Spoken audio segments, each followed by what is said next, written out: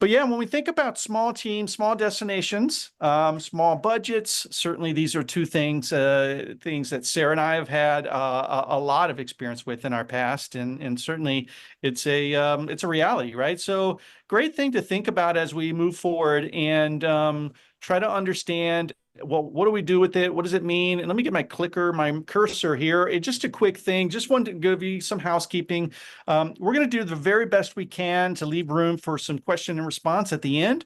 And so I want you to be thinking about that. If there's anything that comes up, anything you hear us discuss, anything you want us to maybe double click on toward the end of the webinar today, please know we're going to leave room for that and do our best to answer those questions. So use the chat feature, say hello to us and your friends, use the Q&A feature if you like.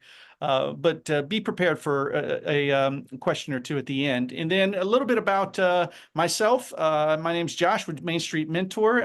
Most of you probably know Sarah already and have seen her around. But we both have long histories of being inside, this beloved industry that we love so much. And it's just a real honor to be doing these webinars with you, Sarah. So thank you so much for being here and offering this platform for us to get to have these great conversations together. Yeah, and thank you so much for joining me, Josh. It's been really great to sort of get to let somebody else take the lead and enjoy learning from someone else and their experience. And so I'm really excited to be here. For those of you who don't know me, I am the co-founder and lead instructor of the JB Media Institute. But most of all, I am the co-producer and co-founder of the DIY Tourism Marketing Conference, which will be happening here in Asheville, November 11th and 12th. So we'll be putting together an amazing curriculum that's a sort of 2-day deep dive into all sorts of digital marketing topics. We'll be talking trends, we'll be talking strategies.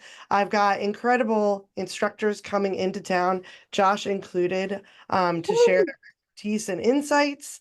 And if you haven't been to our conference before, this is year 8. We've got an awesome community of folks that come together every year just to talk about what we're doing, how we're doing it, what we can do better. And especially, of course, right now with how fast technology is moving, really sharing how are we doing things in a new way? How are we rethinking our workflows? How are we integrating new tools and platforms? And I've been able to travel around this fall, speaking and teaching at a number of different great events. And I'm just really excited to come together with everybody and share a little bit about where we're at now and all the changes that I think are coming down the pipeline for That's right. 2025. It's So going I to think be.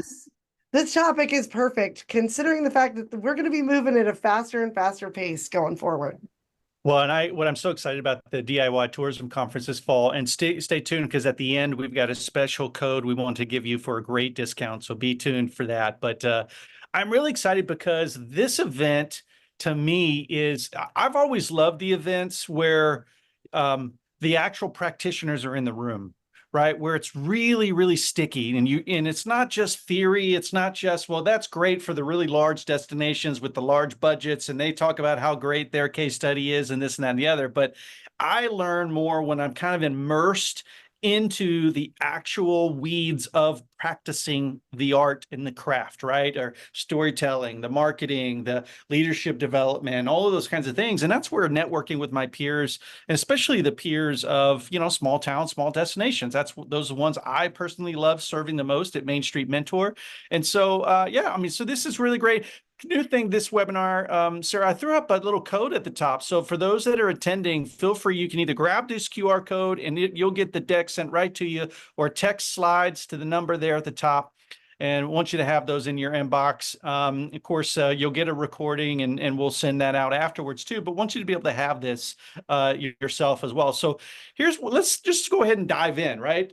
And in order to do this, I wanted to kind of do a quick poll. So those of you that are watching, Beth, Ashley, Abby, Darby, let me know by way of commenting in the chat, 1 or 2 or 3, the number 1, 2, or 3. How many is on your staff? How many is on your team? Like as an organization, how many are doing what you need done what needs to be done. Let's take a quick pulse and get a quick little, I see a 3.5. Darby, I gotta know what 3.5. I'm assuming you meaning part-time, which is awesome. But well, look at these results. This is incredible. Tricia says 4, Beth 3. So this is actually, I'm a little bit surprised here, Sarah. I mean, Kristen, a 1. I expected we'd get, 1s and 2s for sure, but there's a good number of 3s and 4s here. So that's encouraging. That's great. And yet, it's really helpful to just understand who's in the room with us proverbially as we move forward. But let's be transparent and honest. I have no interest, right, in avoiding what's real. And there really are real and natural constraints we can't ignore. I mean, being inside, doing this kind of work, being on a small team, having a small budget, those constraints are real. And, right, so are the reality of big expectations for us, right? Big expectations from our peers, big expectations from our stakeholders, big expectations perhaps from our board, our legislators, right? All across and let's not forget our locals. Right? I mean, especially big expectations from our locals. We want a great quality of life where we live, where we choose to live. So I just want to honor that from a place of saying, everything that we're going to discuss in today's webinar and today's session is, I just want you to receive it with the empathy by which it's going to be presented. Because I have survived the exact same thing that all of us here are reporting to be surviving, right? I've come up in this industry leading a team of 1, a marketing team of 1. That's what I would have put in my number, a marketing team of 1. That's what I would have checked in with. A very small budget here at Franklin, Tennessee, which is where I'm at. And, having to do really everything, wear many, many hats. And luckily, fortunately, we were able to, Nashville was coming along really to kind of ride in their coattails, right? Draft in their shadow, as it were, as Nashville as a large city grew, much like Asheville has grown, Sarah, where you are and stuff. And so for Franklin, we just got to kind of ride that. And so our budget increased over time and that was good. But I went on from there, COVID kind of disrupted a whole lot of things. And I don't know about you, Sarah, but what that did to me, I almost didn't even know it, but all of a sudden this little gear kicked in and I just worked all the time. I just started working all the time. I didn't used to, but then all of a sudden I did. And I just crashed really, really hardcore last fall in November and needed, I was burnt out, just totally burnt out and needed to take a sabbatical. And so as a result, I've really had to think about, well, what does it mean to do this type of work within a small organization or within a small team or within the constraints of a small budget? And how can I not only lead my teams and my staff, but how can I lead myself? To your point, right? You were talking about over the holiday, even just, the body keeps the score and go, oh, it's time for rest, time to slow down a little bit. That is such a key thing that I've had to develop a better rhythm, and I'm still learning. I definitely have not arrived here, but I'm definitely still learning on how to pay attention to some things. Because if I'm not healthy, then I certainly can't create a healthy environment around me or with my stakeholders that I'm attempting to lead, right? So I just want to honor that and say, whatever you do, don't be like me. But if you are, and if you're struggling with the same way, I just want you to know you're around some good people here. And you really are. There's a great network and a great support system for those that really are overlooked, overwhelmed, and at the point of saying, I'm over it. I just want you to know you're not alone. So that's the first thing I want to get off my chest and kind of set the table with today as we keep moving forward. Yeah, and I just want to throw out to you that, over the years, I've really come to accept that you will revisit that over and over, right? So, you're never going to solve the problem 100%. So it's like that feeling of burnout and overwhelm and things like that, you just get better and better at noticing it earlier and earlier, at having the right tools in your sort of back pocket to handle it. And especially you learn just to be more honest with people about when you're at that point and you need a minute. So I just really believe we all have to accept it. It's never going to just go away entirely, but we can get better and better at taking care of ourselves and the people around us. There is no magic pill. There is no magic secret sauce. nothing is going to instantaneously make any of those realities go away. And I have a sign in front of my desk that it pulls on this thread. It's just, I need to be reminded often that I am just a human being, not a human doing. I need to be reminded that I'm not a taco and not everybody's going to love me, and that's okay. I love tacos personally, so that's all. I got a little sign on my desk that reminds me of that. And it's important as we think about setting expectations for our organizations, for what we can accomplish. There's two things I've come to realize over the years, Sarah. It's one, I'm always amazed at what I can actually get accomplished, right? Or what gets accomplished through the efforts of the collective whole. And I'm always surprised when I look back, right? And go, wow, did you imagine that? I would have never thought we would have gotten that done. And yet look at what we've got. And then when I plan out forward, I'm always going, oh, there's no way we can do that. There's no way, right? So it's this paradox I keep finding myself in as a small team and a small budget and dealing with this. So those are a couple things I'm trying to now, as I continue to do the work that I do with the destinations that I'm privileged to work with, just to remind, right? Hey, you know what? Let's work a plan. Let's break it down. Let's really put it into digestible steps. But let's start with understanding that we're not superhumans. We're just humans, and that's okay. Totally okay to acknowledge that. Here's the next thing that we've learned, that I have learned, and we do some coaching around, is this is a whole reason why Main Street Mentor exists, but it's embrace the smallness. If you are, I have a couple clients, one that told me just last week, Sarah, they're dealing with a board situation with some of the members on the board, which she is unfortunately has to deal with some bullying in the boardroom, right? Some of that is kind of happening to her. And so we're working through that together. We're talking about some strategies, communication strategies, and some other things to help navigate those waters. But the thing about being a small team member or being a small organization or small destination, right? The context of smallness, it is actually the biggest thing that you can embrace, because it means you are more agile and you can move faster and make decisions faster. And I tell you, so I've come from a background of small. I've experienced a little bit of the corporate bigness and some of the things around that, and that institutional gravity that starts to sink in, and all of a sudden, hey, let's do this. This is fun. This is a cool trend. We should try it. Oh no, we can't do that. I'm like, wait, what do you mean? Why can't we? Like, you just all of a sudden introduce a whole new layer of bureaucracy sometimes. And so the first thing right out of the gate, I just want to encourage everybody on the webinar with is embrace that smallness. That's actually a gift. It's not an inhibition to you accomplishing the things that you can accomplish. It's the best thing for you, actually. So when I think about then moving forward beyond just embracing your smallness, then I go, okay, well, what are the other trends that we're seeing? We're seeing across small destinations that so Gallup has a poll about this. You'll look at DI, you'll look at a lot of other polls that are out there telling us the information of what consumers are telling us they want is they want authentic experiences. They want to encounter and experience authentic stories, right?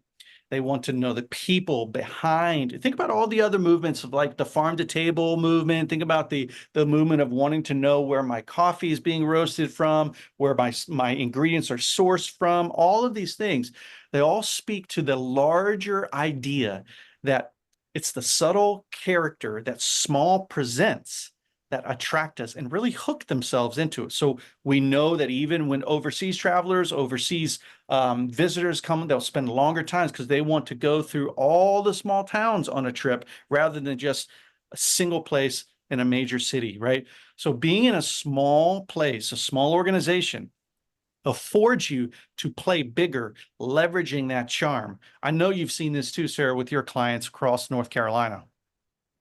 Yeah, absolutely. I mean, I think when I was at the MAPR conference last week, I gave a talk on the science of storytelling, and I really dug into the neuroscience behind it and how when you tell stories, it's really something that humans are built for. Our brains are literally made for it, right?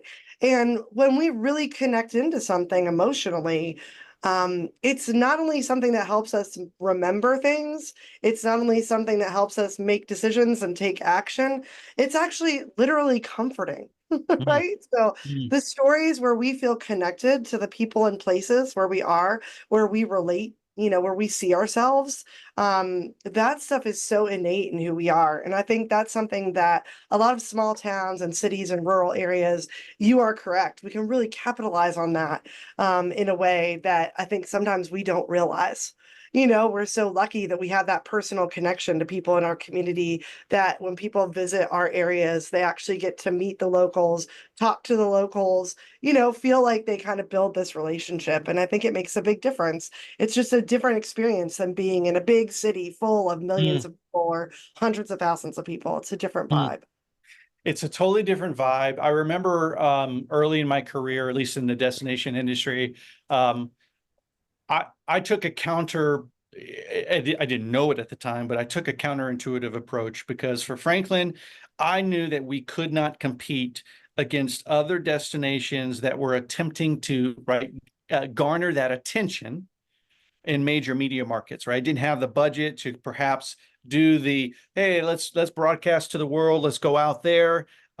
The only rhythm that I could really establish is I needed to connect with the personal relationships in my backyard with the people that love where I live, love where they live, and really activate their passion on behalf of this place, right? And how can we unite as a community and kind of tell this common shared story, right? Develop a common vernacular. And it was through those personal relationships, the store owners, the shop owners, those that had really taken a risk to open up the bakery at, $5 bakery in the factory is one, for example. So we began telling those kind of unique stories. And what we saw now, you're talking about storytelling and videography and all those kinds of things. There is a uniqueness to storytelling versus story selling. I talk a little bit about that, right? But it's that authentic thing, and we all know it inside. Like we have this ability to really discern it. And it's fascinating to watch. Sometimes it's hard to measure, but it's fascinating to watch. And it shows up, though. One of my favorite ways of observing how it showed up we would do our monthly merchant meeting, right? Every month we'd gather all of our merchants in downtown. And they would tell stories that they got to have of conversations with specific visitors from specific places. And I knew, oh, that is awesome, because I knew we were running a Facebook campaign to that audience, right? Atlanta, for example, in Middle Tennessee, I knew that we could get out in front of that audience and drive traffic visitation from Atlanta for events that we had if I could get in front of them with enough time, right? Typically, they booked within an 18 to 20-day window. And so that was intelligence we had, and it was a way I could do that. But I always loved kind of listening for those anecdotal stories that would come back around, from our monthly meetings. That was so rewarding to me personally on the work that we were doing. All right, so we're talking about playing small, playing bigger, charm, whatever. Let's get into a couple things around. I have personally, and Sarah, I'd love for you to chime in here too. The things that you have seen work for you guys and your clients too.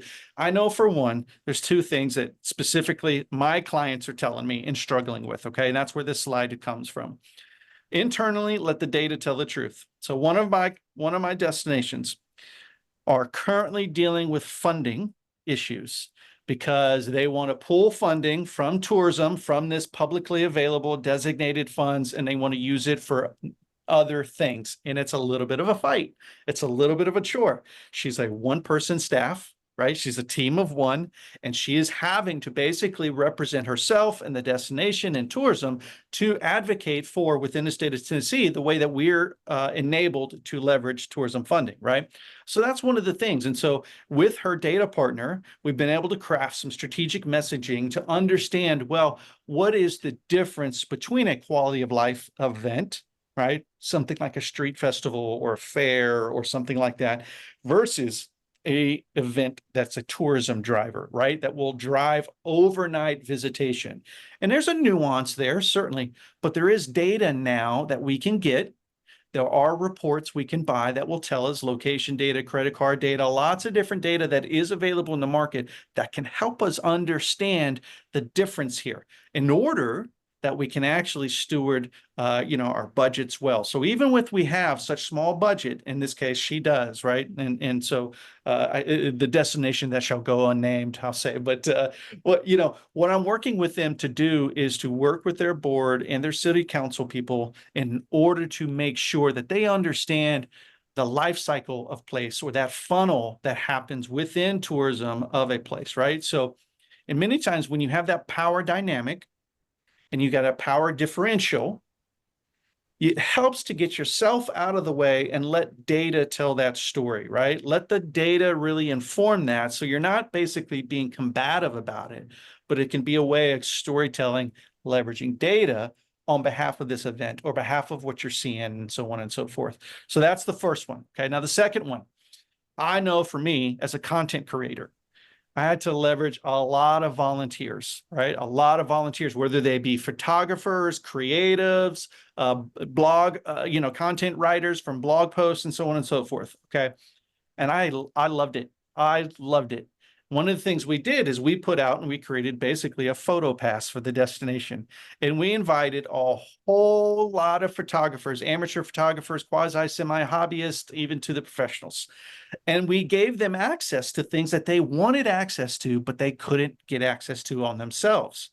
And simply by going, hey, we need help capturing photography of our area seasonally and so forth, we put out a very simple call. Yes, it was volunteer, totally unpaid, but it was worth it because then it gave a ton of user generated content for us and let the volunteers do the thing. And then this was what was hard for me. Get out of the way. Get out of the way and let them help me. And it was awesome. It took some time. I'm a little stubborn, Sarah. I'm not afraid to admit I'm a little stubborn, but letting the help. Those are two big ones. What about you? How have you experienced this and maybe something different? Yeah, I mean, the first thing I want to say about data is, there's nothing worse than working with a number of different stakeholders where you're basically in a war of opinions. Yes. That is like, that just really kills any forward momentum. And when we get into that lockdown of who's right and who's wrong and whose opinion is correct and incorrect, I just feel like, we just end up spending a lot of time not getting to an actual place of action and a place of, doing what needs to be done. And so I definitely have advocated for many years that data is not an opinion in a lot of ways. It sort of removes that. So the more that you can be talking to your board, sharing with your community at large, literal pieces of data that explain what is happening, what is the impact of certain types of tourism, negative or positive. I mean, Yep. in the spirit of realness, Yep. let's be real and truthful and transparent about what's going on. And I think that helps take a little bit of that sort of, that kind of like stubbornness out of it. When you're not saying to someone, you're wrong, you're saying, hey, according to the data, here's what we see, right? Yeah. So I think that's a key thing, hands down. Even when I'm working with different students around budgets, a lot of times when we go to the board to ask for a change in the budget, an increase in the budget, something of that nature. For example, I have a student right now where in July, she wanted to argue that they should take some of the money out of their paid advertising and put it into social media advertising, which they have never done before. And of course, their current vendor gave them all this data to Oh say, yeah. oh, you can't do that. If you do that, everything will fall apart. I was able to dig a little bit more into that data and say, actually, Yeah. we Right. could take 20% of this. And although I hear what they're saying and they are driving traffic, the quality of some of that traffic is really in question. And Mm, so we don't need to ask for the whole budget. Let's ask for a little bit of that budget to see if we can create a better quality kind of click through, right? yeah. If we do it from social media. So just like being able to talk that out with her, think it through, and again, go to her board saying, here's what I want to do. Here's why I want to do it. Here's what they're saying. Here's what we're seeing, Mm, and be able to help them kind of get the bigger, more holistic view of what was going on instead of this narrow view of if we turn off this one thing, it's going to ruin everything, right? There's a yeah. little fear mongering going on there. The other thing I 100%. think that's really important when it comes to this external help is sometimes it's even simpler. I audited a number of rural regions across North Carolina's social media accounts this year. So I worked with about 6 destinations auditing their social media. One of the things I was able to do for all of them was literally go into YouTube and just find user-generated content that they'd never seen before. All sorts of people that had come through their city or town, come through their county, taken videos of things, done drone footage of stuff, all these different people that are kind of up and coming Yes. influencers. Yeah. And none of them had ever heard of these people. None of them knew this content existed. And so even before you get to the point where you're asking for more volunteers, you may even go out and discover that that content exists out there. People are already talking about you, talking about your area, talking about your main street and your businesses. I was even able to go in and look up different attractions, different really well-known businesses in these different regions, and say, hey, there's 8 videos about this vineyard and event space Amazing. right in your area that's been, put up here for the last decade. You could capitalize off of a lot of this. You could contact those people and talk to them about using that content. And that was literally from just spending, an hour or less sorting through YouTube, using different keywords and pulling out different parts of their region to show them that there was already traction that they Yeah. hadn't even kind of looked at. So I think there's a lot to be said about making those connections. I could have put a slide in about this and I didn't, but what you just touched on is so key. This is part, at least for me, part of what I mean by let the help is I have heard in so many circles, well, we can't let that happen because they're not going to represent our brand, or look at the quality of that. That doesn't look as good as we would want it to look. And I'm like, oh, you are artificially putting a blocker in. And if you're a small town or a small team with a small budget, like be agile, take advantage of that. It's okay to test and iterate. It's okay to experiment and learn from it, right? And to your point, there is a lot of ways that you can use already existing influencers in your backyard, and they're looking for a platform to share. And so many times that's what creates a win-win. It's incredible. So we're gonna keep going ahead to get to our Q&R here, but I thought about, well, where do you start? If you're in a situation, sometimes just knowing, okay, we've talked about thus far, hey, let's be real, let's just name what's the name, well, let's name what needs to be named. There are real constraints here. There are things that we got to work within. I'm really proud to say that within one of my clients we were talking about on that last slide, she was able to show the data, and the city councilman that put forth the budget request withdrew his request after she was able to sit down, right? So this stuff works. It's not just hyperbole. It's not just theory. Like, we can use this kind of stuff and even leverage the influence that we have as a small team, as a small destination, to do really great things. And I'm so excited for what's going to happen inside their destination because of this new momentum that they're building together. But when you're focused, or when you're faced with constraints like time, team, budget size, I think about multiplicity.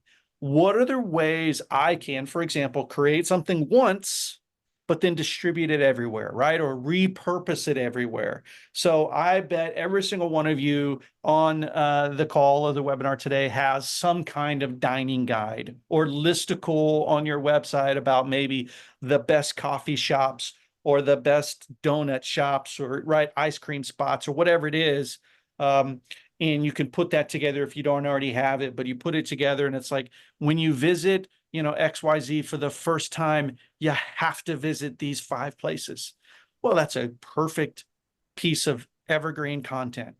And then you can build a whole entire promotion engine around that across all your social medias and have them just on rinse and repeat it every quarter, repeat it every other month, right? There's all kinds of ways to take that one piece of content and then continue to improve it, update it over time, rather than thinking I always have to create new, I have to do this, I have to do that, right?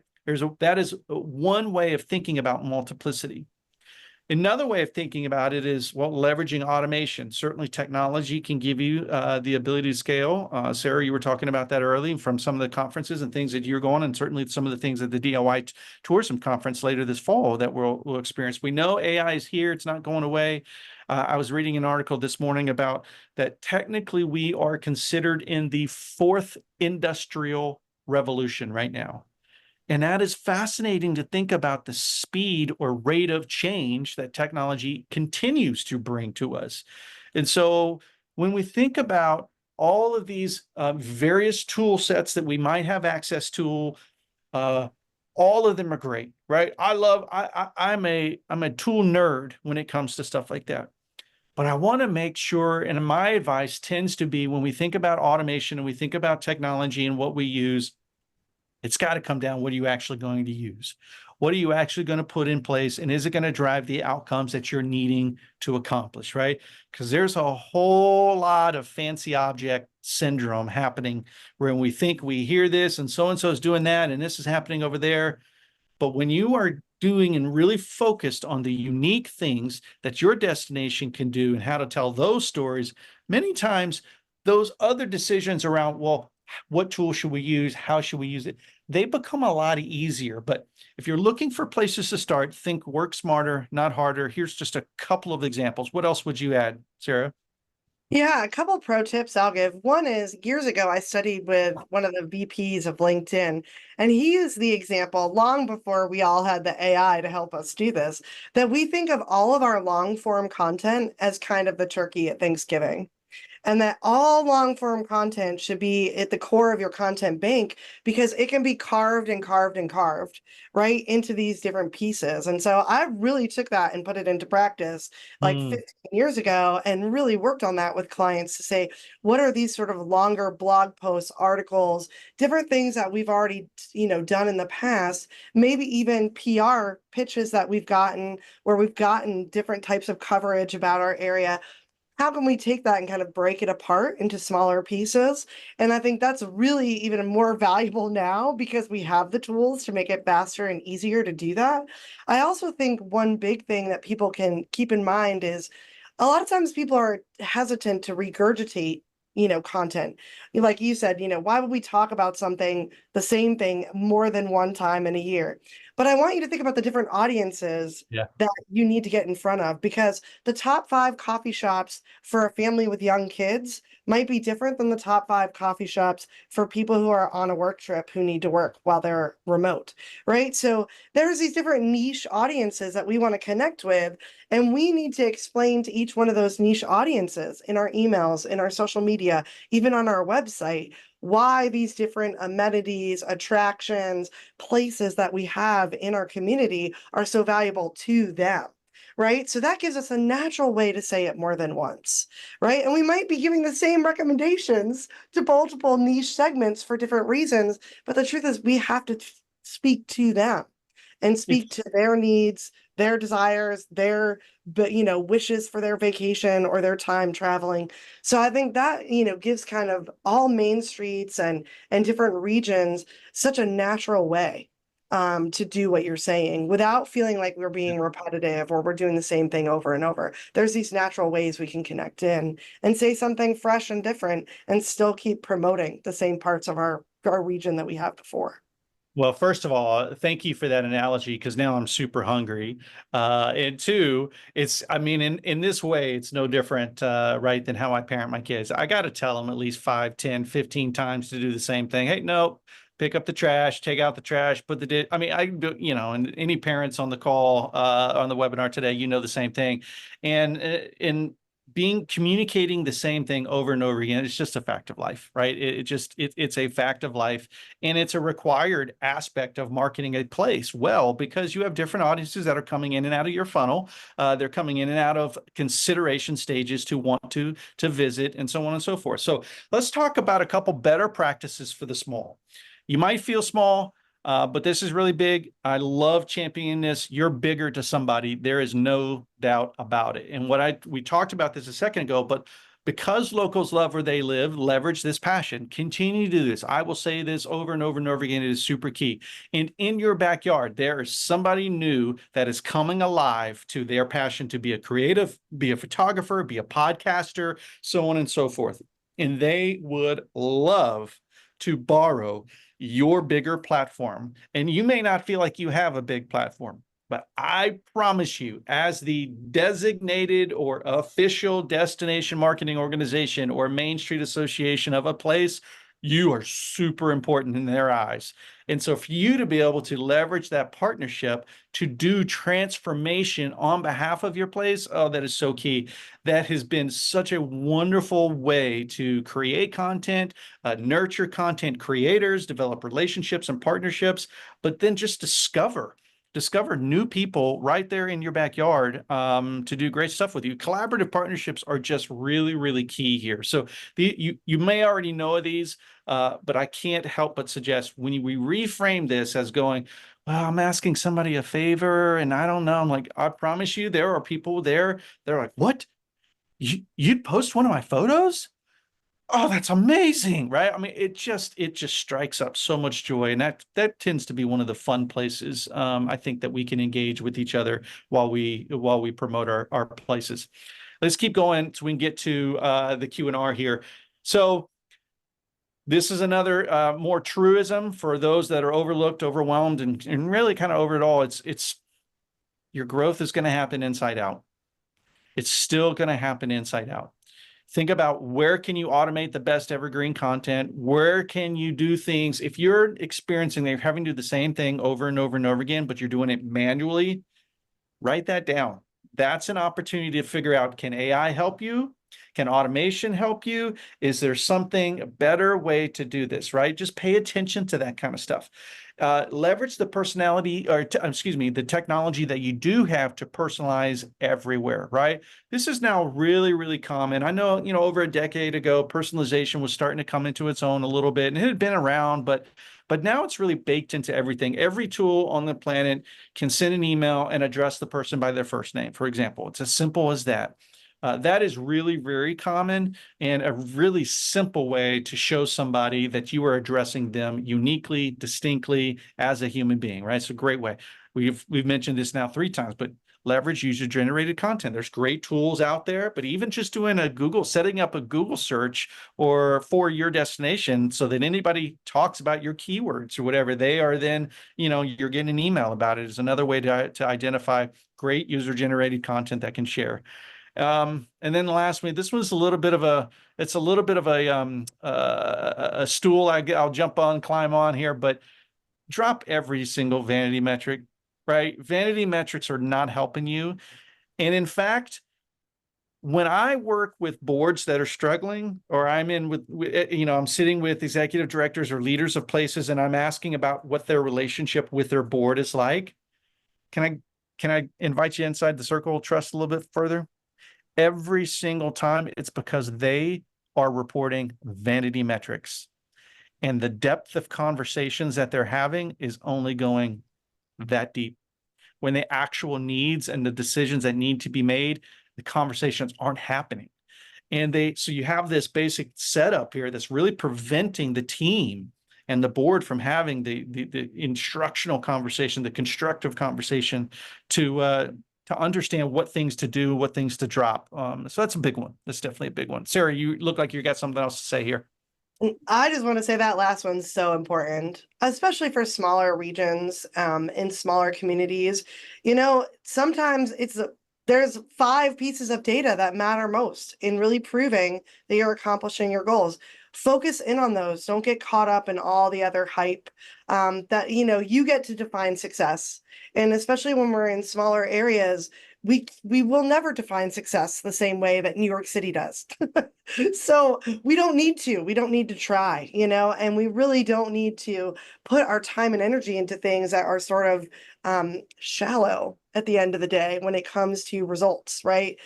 Those things are important, but the truth is the real goals that we're going for are usually deeper than some of those vanity metrics. And so don't be afraid to teach your board, to teach your community the things that really matter. Sometimes they need to be educated about what matters, because they don't really know the difference in a lot of the data. And so being able to kind of take leadership of that is really valuable.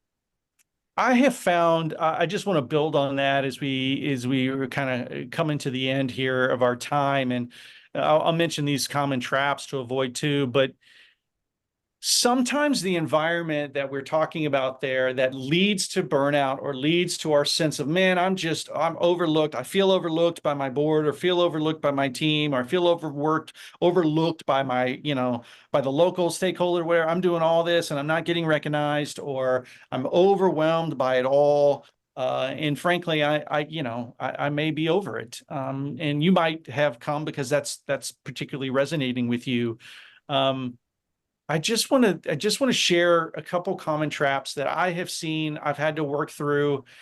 And sometimes there can be adversarial relationships that really keep this, because the expectations, the internal stories that are being told around the table, as it were. I know on one hand, off the top of my head, of what's happening within their destination, they're like, well, you just want to turn us into something bigger and da-da-da. And it's like, no, no, no, no. Oh, well, what their Main Street directors tell them, no, it's not about bigger. Bigger isn't the better thing. That's not what we're trying to do. And that can become a way of entertaining the conversation, or rather entering in just to identify, no, I'm not after trying to make this thing really big and whatever. I'm after this, right? And that after this is the more meaningful metric to think about. What are we wanting to measure, right? It's not just a sheer volume of visitation or XYZ, what it may be. And so, yeah, I just want to build on that because it's really, really key. On top of, I've just learned this personally over and over and over again, is bootstraps fail. I think sometimes when we get into this, oh, I'm just gonna, tighten my belt. I'm gonna pull my bootstrap. I'm gonna tighten. I'm just gonna muster my way through it. That is not a strategy for success. It's just not. Pay attention to when you are in a place where you're going, I'm overlooked, I'm overwhelmed, and I'm really close to saying over it. In fact, I said I'm over it a month ago.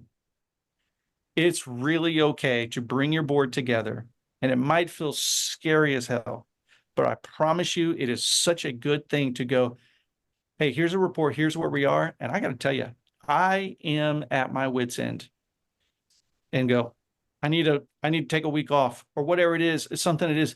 If you look at the statistics, especially in the Main Street community, of the revolving door of executive directors and Main Street associations, it's kind of scary. And I know it's very similar in tourism works too. Talent retention is a big deal. And if we're not going to pay attention to ourselves and the things that we need to do, it's going to be really, really hard to lead our stakeholders and shepherd the destination that we're doing. So that's I just want to mention that you're not a human being, or you are a human being, you're not a human doing. That's really, really key. That might be something some of you need to write and put in front of you. And think about creating in seasons and designing in rhythms. And what I mean by that is you, as Sarah said, you get to define what success is. And that might mean I only can create one new piece of content a quarter. Okay, awesome. That's it. That's cool. So seasonally, I'm going to create a winter piece of content, a summer piece, a fall, and spring. That's it. Awesome. That is so okay. Totally okay, right? And then think about, well, what rhythms, what weekly, bi-weekly, monthly rhythms can I do, cadences to come and maybe support it, right? So then maybe I show up and one day a month, I just look at the analytics of how it's working. Let me just see if there's anything jump out at me. Maybe another day of the month, I just want to send an email to my list about it. Okay, cool. Maybe another day of the month, right? It's this or that or whatever. But start small and just think about, how can I create in seasons and then design in rhythms as a way of just avoiding I've got to always be on. I've always got to be hustling. I've got to always be doing all these things. I've got to carry all the balls in the air, and I got to make it all happen. Those are surefire steps and traps that you can avoid. You really can. And I want you to be able to. All right. Now, as we're talking about measuring success, you can't learn and grow from the things we don't measure. We're talking about that. Certainly, it's much, much more than heads and beds. We know that. Here's another opportunity, just a suggestive. And Kendra, I love the question. We're going to get to this question here. It's much more than just heads and beds. Another obviously conversation you can lead. What does it mean for us to have quality visitors? What is quality foot traffic more than sheer numbers? What is that ideal visitor persona? You may have heard Sarah mention that, these different niche audiences. What are those niche audiences, and how can I focus on them? And then co-opt the tools that do it for you. Many of you are in a place where you're, oh, I don't have access to any of that data, or you want to. You want to be able to buy into a company like Placer, right, to get kind of the data, but you can't afford it. Think about building partnerships and co-op opportunities within the destination, with the city, the main street, the chamber, right? Do all these, come together, share the tools together, share the data. I mean, that's a great opportunity that gives you back time. It gives you back budget. And as a destination, you can accomplish more together. I'm sure you've got a couple other big ones, Sarah, I know that you have found helpful when you're thinking about measuring success for small places.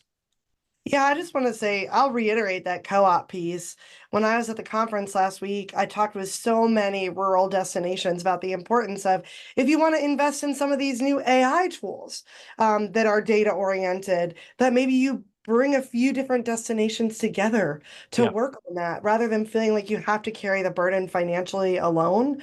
I think that's really valuable. I also think as tourism and Main Street leaders, one of the things that we want to remember is that success is defined differently by different people. And sometimes there isn't anybody bringing the whole vision together and saying, look, our local businesses define success like this. Our local residents define it like this. The different visitors we're attracting define it like this. And so when we're saying we want to achieve success, what it means is that we all win to some extent. And that's not the same as saying that we're going to make everybody happy. That's probably not possible. But what we can do is have those success metrics so that we understand where success impacts different parts of our ecosystem. And I Mhm. think that's something that gets left out of the conversation too often. And that's how you end up in situations where you have a community where people actually feel left out. Mm. Right? It's because nobody 100%. held that container to say success means different things to different people depending on where they are in our ecosystem. And so some of us as leaders can really take that step to bring that conversation forward and really Mhm. show that in some way to all the different people involved. I hope that this little brief 45 minutes has been helpful. I hope that it's teased a few ideas. Certainly, we can't say everything by saying something, but I just want you to encourage you to know that, if you're a small team with a small budget and you're struggling through things, your secret weapon really is the authenticity and personal connections you can bring to the table. It is such a superpower. And remember, you're not competing with New York City. But we are, all of us, competing with Netflix and people's couches, right? And just the attention span and looking to capture the attention span. And your visitors are more than data points; they're potential town criers, right? And so, in the age of social media, I'm telling you, the littlest interactions mean the biggest things. And sometimes just being the simple, hey, thank you. Oh my gosh, so glad somebody says they came to visit. Just saying, oh, I'm so glad you came to visit. Thank you for sharing. For that person, that visitor, being recognized by the official, right, on behalf of a place, it goes a long way, right? So think about that. Those are a couple things. Want to leave you with that. And then as well, there's a couple of free gifts here I want to give you. Here's another QR code for those of you that are, and again, if you've gotten the deck, whatever, you'll have access to this too. You'll send it to everybody afterward, but free gift for a free marketing audit. Happy to do that for you. Take a picture of this, scan it, you can come back and complete it later. And then as well, I want to make sure you get the code for $100 off the DIY Tourism Conference using code Main Street 100. Again, so that's on November 11th and 12th.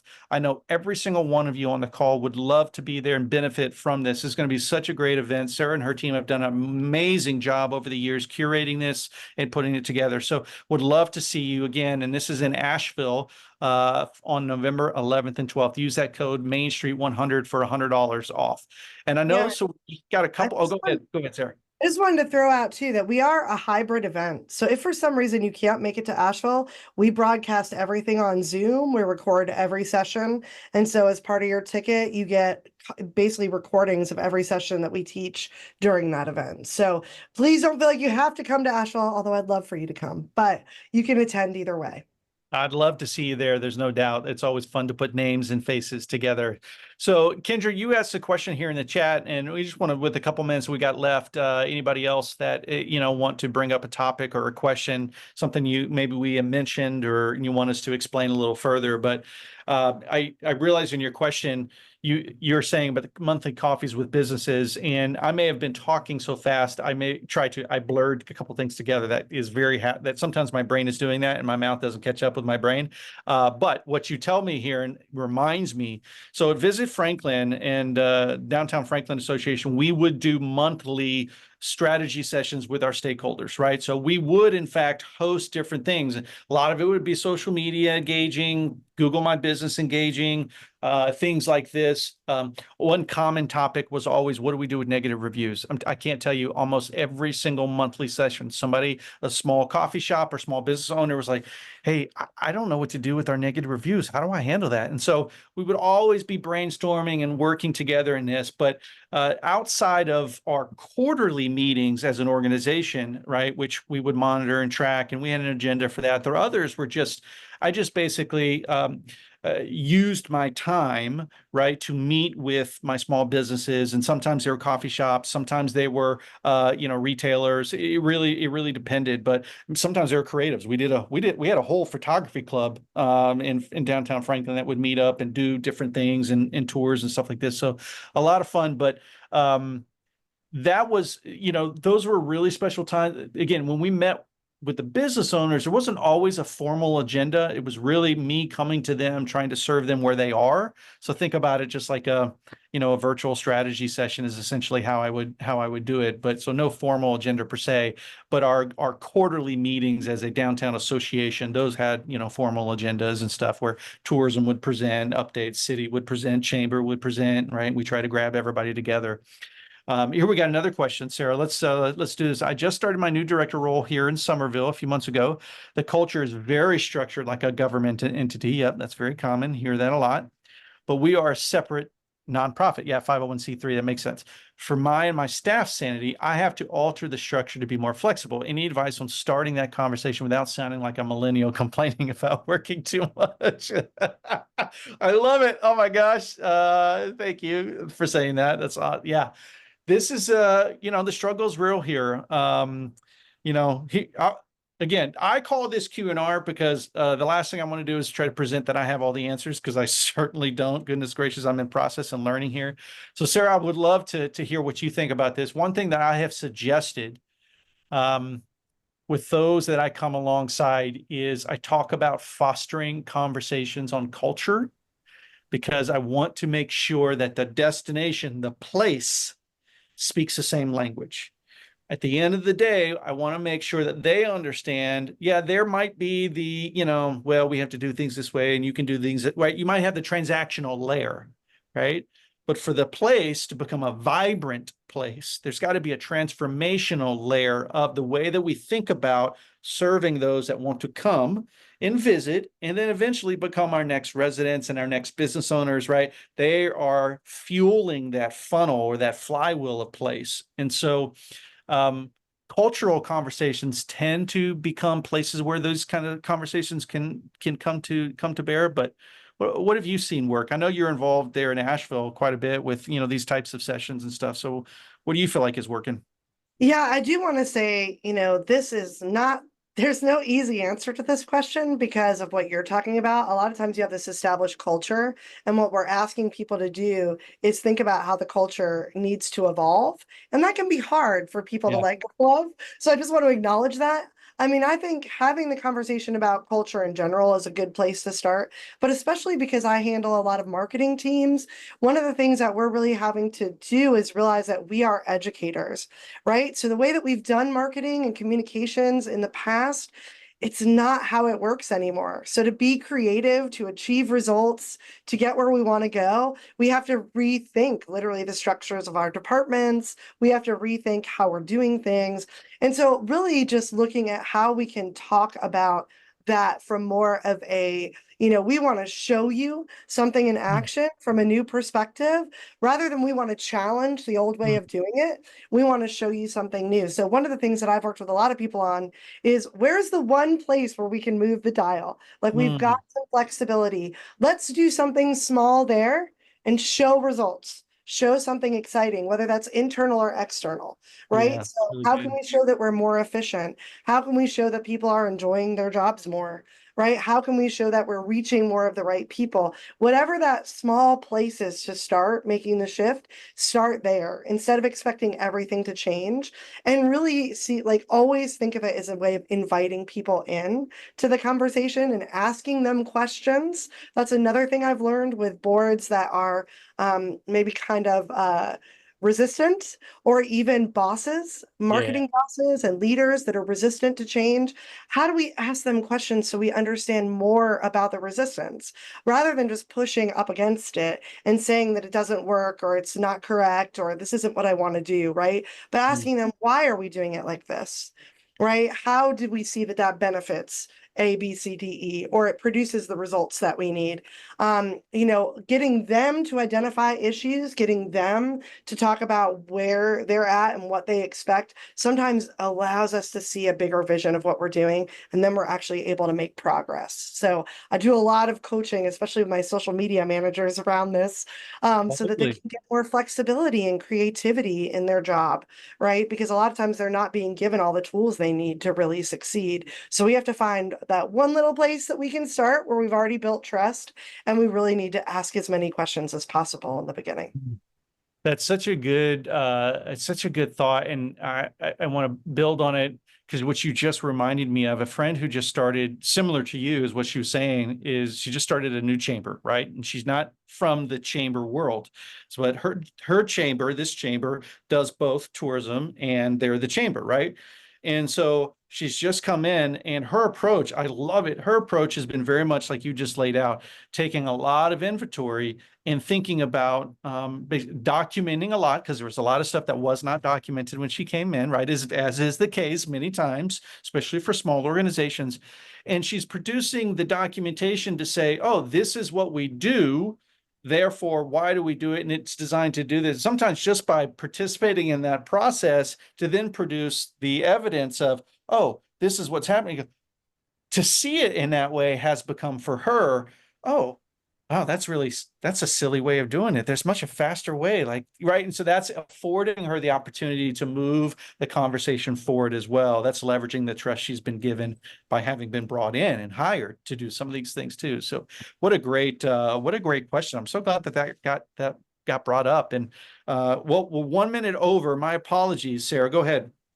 I did just want to add to that one thing you can do, and I use this analogy a lot, is I think it's important when we're building the culture of an organization and we're building the different workflows that we're going to use to accomplish our goals for our communities, to think of it like a relay race. And at the Mm, end of the day, if something happens to me, if I need to leave my job, if I get hit by a bus tomorrow, whatever the issue is, that there's a baton that I pass to the next person so we can keep moving forward. We can keep being part of the race. We're not in a position where that baton gets dropped and it's not passed. And I mm, think that happens a lot in sort of our old way of doing things, right? The old paradigm. There's a lot of these situations where people became the gatekeeper and the guardian of something, and they didn't want to pass it on. And I think just reframing that for people, helping them understand we're not challenging things because we think what you're doing is incorrect or old or out of date. More that we see that if we want to keep going into the future and succeed, we have to be able to build different systems inside of our culture